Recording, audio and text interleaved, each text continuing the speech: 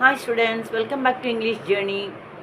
இப்போது ஒரு கணவன் ஒரு மனைவி இருக்காங்க. அந்த கணவனுக்கு எல்லா விஷயமும் தெரியும் அப்படிங்கிறதுக்காக மனைவி உல்லாசமாக இருந்துடக்கூடாது. ஆஹா, எல்லாமே நம்ம கணவன் பார்த்துக்குவாரு அப்படின்னு நம்ம நினச்சோம்னா, யார் எப்போ எப்படியோ நமக்கு வாழ்வுனா சாவுங்கிறது ஒரு நாள் வரும்.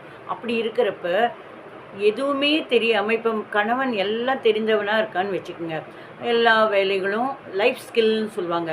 எல்லா வித விஷயங்களும் எக்ஸாம்பிள், ஒரு சிலிண்டர் புக் பண்ணுறது, ரேஷனுக்கு போகிறது, எலக்ட்ரிசிட்டி, என்னெல்லாம் தேவைகளோ தேவைகளுக்கு உண்டான விஷயங்கள் அவங்களுக்கு தெரியுது.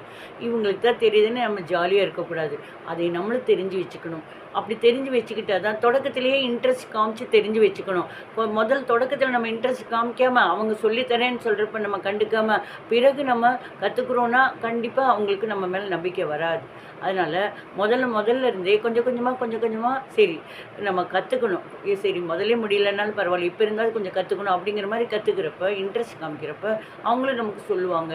அவங்களுக்கு சொல்கிறக்கூடிய அந்த ஒரு நம்பிக்கை போன பிறகு ஸ்டார்டிங் ட்ரபிள் இருக்கும். நம்ம தான் கேட்டு என்னங்க இது எப்படிங்க அது எப்படிங்கன்னு கேட்டு தெரிஞ்சுக்கலாம். சரிங்களா?